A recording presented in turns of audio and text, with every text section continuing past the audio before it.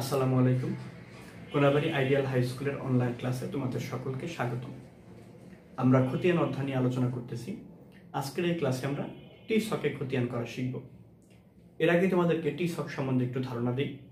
টি ছকের খতিয়ানটি হলো খতিয়ানের পুরাতন ছক। এটিকে টি ছক যেমন বলা হয়, একইভাবে কিন্তু এটিকে পুরাতন ছক বা আদি খতিয়ানের ছকও বলা হয়।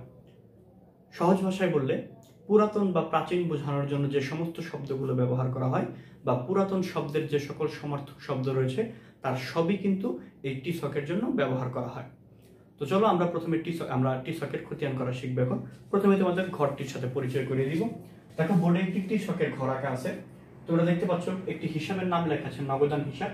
কারণ তোমরা প্রথম ক্লাসে কিন্তু জেনেছো যে খতিয়ান মানে হলো হিসাবগুলোকে শ্রেণীবদ্ধ করা, এক জাতীয় হিসাবকে একত্রিত করা। তো আমরা এই ঘরের মধ্যে নগদান হিসাবকে একত্রিত করব, যেই লেনদেনের নগদান থাকবে সেগুলোকে আমরা একত্রিত করব। তো ঘরের কিন্তু দুটি অংশের মধ্যে দেখতে পাচ্ছ, ডেবিট এবং ক্রেডিট। বাম পাশে লেখা আছে ডেবিট, ডান পাশে লেখা আছে ক্রেডিট। ঘরটা তোমাদেরকে বুঝিয়ে দিচ্ছি, তারিখ বিবরণ জাবেদা পৃষ্ঠা টাকা, তারিখ বিবরণ জাবেদা পৃষ্ঠা টাকা। এই হলো আমাদের অঙ্কের ঘর। একটা জিনিস লক্ষ্য করে দেখো, এটিকে কেন টি ছক বলা হয়। ডেবিট পাশটা হচ্ছে এখান থেকে শুরু করে এই পর্যন্ত, এই যে এইটুকু তোমরা দেখতে পাচ্ছ, এটা কিন্তু ডেবিট পাশ। দেখো, তারিখ বিবরণ জাবেদা পৃষ্ঠা টাকা। এই পাশেও কিন্তু আমরা সেম একই জিনিস লিখেছি, তারিখ বিবরণ জাবেদা পৃষ্ঠা টাকা। তো এই কলামটা কিন্তু আমাদের ডেবিট কলামের জন্য এই দাগটা প্রযোজ্য, ক্রেডিটের জন্য এই দাগটা প্রযোজ্য। তো এই কারণেই দেখো, এখান থেকে এই দাগটা আবার থাকলো, এই দাগটা যদি থাকে এবং এই ঘরটাকে যদি আমরা নেই, তাহলে কিন্তু একটি টির মতো ফ্রেম চলে আসতেছে, এই দাগটা এবং এই দাগটা। এটা কারণে এটিকে বলা হয় টি ছক। তো যাই হোক, টি ছকের দুটি পাশ কিন্তু থাকবে, ডেবিট এবং ক্রেডিট। এবং একটি নৈমিত্তিক প্রায় সময় পরীক্ষা আসে, টি ছকে কয়টি ছক থাকে বা হিসাবের ছকে কয়টি ছক থাকে। ছক দেখতে পাচ্ছ 1 2 3 4, এই পাশে 4টি, এই পাশে 4টি, তার মানে 8টি ছক। তো আরেকটি তথ্য তোমাদেরকে দিয়ে রাখছি, বহু নির্বাচনী পরীক্ষায় কিন্তু মাঝে মধ্যে আসে হিসাবের ছকে কয়টি ছক থাকে। তোমাদেরকে মনে রাখতে হবে, টি ছকে খতিয়ানের যে ছকটি আমরা আঁকি এটিকেই বলা হয় হিসাবের ছক। তাহলে হিসাবের ছকেও কিন্তু 8টি ঘর থাকে, এটি তোমাদেরকে মনে রাখতে হবে। এখন আমরা কিভাবে খতিয়ান তৈরি করব। দেখো, আমরা যখন খতিয়ান তৈরি করব, আমাদের কিছু লেনদেন দেওয়া থাকবে, কিছু দফা দেওয়া থাকবে, কিছু এন্ট্রি দেওয়া থাকবে, যেগুলো নিয়ে আমরা জাবেদা নির্ণয় করতাম। তোমরা কিন্তু পূর্বের জাবেদা ক্লাসের সময় দেখেছো, কিছু এন্ট্রি আমাদের দেওয়া থাকে, সেগুলো নিয়ে আমরা জাবেদা করি। তো এই খতিয়ান করার সময়ও আমরা আমাদের প্রশ্নে সেরকম কিছু এন্ট্রি দেওয়া থাকবে এবং আমরা প্রথমে সেই এন্ট্রিগুলো জাবেদা করব। তো তোমাদের বোঝার স্বার্থে আমি আজকে অল্প কিছু এন্ট্রি নিয়ে আলোচনা করতেছি, আস্তে আস্তে আমরা বিস্তারিত করব। তো আজকের এই নগদান হিসাবের টি ছকের খতিয়ানটি আমরা যে সকল এন্ট্রি নিয়ে করব, সেই এন্ট্রিগুলো তোমরা এখন পর্দায় দেখতে পাচ্ছ। তোমরা দেখতে পাচ্ছ এখানে 5টি এন্ট্রি আছে। প্রথম এন্ট্রিটি আছে যে নগদে পণ্য ক্রয়, নগদে পণ্য ক্রয় 20,000 টাকা। এরপর তোমরা দেখতে পারো লেখা আছে নগদে পণ্য বিক্রয় 30,000 টাকা। এরপর এন্ট্রিতে লেখা আছে ব্যাংকে জমা দেওয়া হলো 10,000 টাকা। 4 নম্বরে লেখা আছে ব্যাংক হতে উত্তোলন করা হলো 20,000 টাকা। এবং সর্বশেষ এন্ট্রিতে লেখা আছে বেতন প্রদান 5,000 টাকা।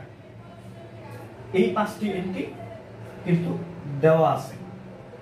আচ্ছা, এই 5টি এন্ট্রি নিয়ে যদি আমরা খতিয়ান করি তাহলে কেমন খতিয়ান হবে, চলো আমরা দেখি। খতিয়ানের ঘর তোমরা দেখতে পাচ্ছ, খতিয়ানের একটি ঘর এখানে আঁকা আছে। প্রথমে আমাদের লিখে নিতে হবে আমরা কার অঙ্ক করতেছি। ধরো আমরা জনাব রহিমের অঙ্ক করতেছি, তাহলে আমরা উপরে লিখবো জনাব রহিম এর খতিয়ান এবং এরপর আমরা ছকের নামটি উল্লেখ করবো। আমরা টি ছকে করতেছি, এখানে লিখবো টি ছক। এরপর আমাদের লিখতে হবে আমরা কোন হিসাবের অঙ্ক করতেছি। আমরা কিন্তু এখন নগদান হিসাবের অঙ্ক করব। তো আমরা কিন্তু প্রশ্ন যে 5টি নিয়ে আলোচনা করবো, সেই 5টি একটি ছবি আকারে তোমাদের সামনে দিয়ে দিয়েছিলাম। তোমরা ছবিতে দেখে দেখে এন্ট্রিগুলো খাতায় লিখে নিবে। আমিও কিন্তু তোমাদের বোঝানোর সুবিধার্থে বোর্ডের পাশে ছোট্ট করে লিখে নিয়েছি। দেখো, আমাদের ঘর আঁকা কিন্তু কমপ্লিট। তোমরাও ঘরে কিন্তু কমপ্লিট করে ফেলো। এবং এখন কি করবে, তোমরা অঙ্কগুলো না করে আগে বুঝবে, তারপরে নিজেরা করার চেষ্টা করবে। দেখো, আমরা প্রথমে কি করবো, আমরা প্রথম এন্ট্রিতে যাই। প্রথম এন্ট্রিতে বলা আছে নগদে ক্রয় 20,000 টাকা। তো আমরা প্রথমে এই এন্ট্রিটির জাবেদা করব।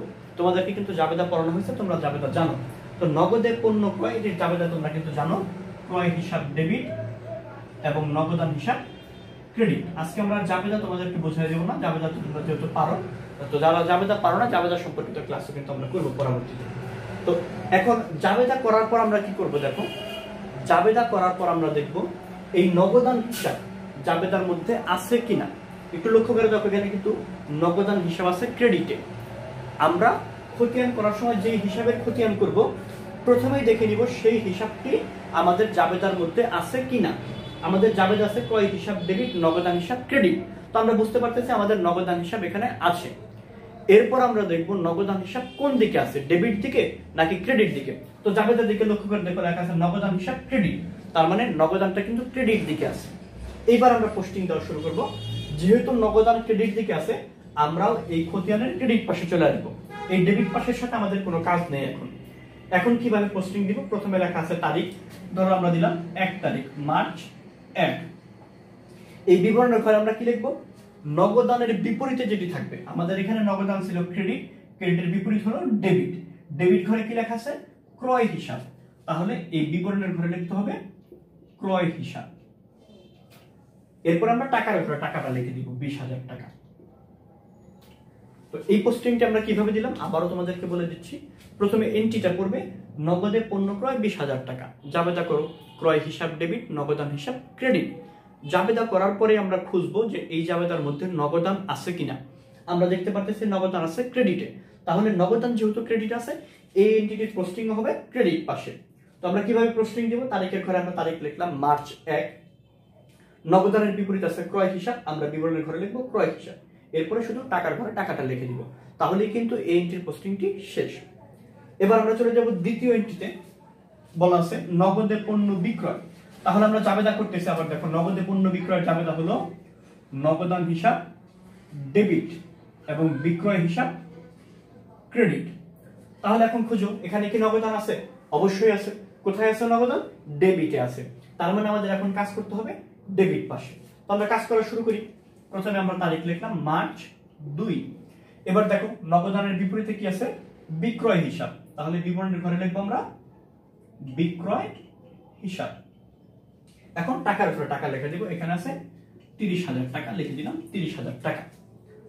3 নাম্বার এন্ট্রিতে দেখো বলা আছে ব্যাংক জমা 15,000 টাকা।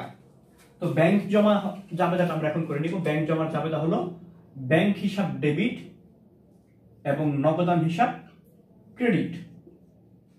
তাহলে আবার দেখো এখানে কি নগদান আছে, অবশ্যই নগদান আছে। কোথায় আছে, ক্রেডিটে আছে।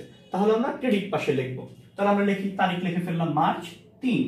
নগদানের বিপরীতে কি আছে, ব্যাংক হিসাব আছে, আমরা বিবরণের ঘরে লিখে দিব ব্যাংক হিসাব। এবার দেখো টাকা কত আছে, 15,000। তাহলে টাকার ঘরে লিখে দিলাম 15,000 টাকা। চলে যাবো আমরা 4 নাম্বার এন্ট্রিতে। 4 নাম্বারে বলা আছে ব্যাংক হতে উত্তোলন 20,000 টাকা। তাহলে এটি জাবেদা আমরা করি। ব্যাংক হতে উত্তোলনের জাবেদা হলো নগদান হিসাব ডেবিট এবং ব্যাংক হিসাব ক্রেডিট। তাহলে আবার প্রশ্ন করো এখানে কি নগদান আছে, অবশ্যই আছে। কোথায় আছে, ডেবিটে। তাহলে আমরা চলে যাব ডেবিট পাশে। আমরা পোস্টিং দিই তারিখের ঘরে মার্চ 4। নগদানের বিপরীতে কি আছে, ব্যাংক হিসাব। তাহলে বিবরণের ঘরে হবে ব্যাংক হিসাব এবং আমরা টাকার ঘরে টাকাটা লিখে দিব, টাকা আছে 20,000 টাকা। আচ্ছা, এবার 5 নাম্বার এন্ট্রি দেখো বলা আছে বেতন প্রদান। তাহলে এটি জাবেদা কি হবে, বেতন হিসাব ডেবিট এবং নগদান হিসাব ক্রেডিট।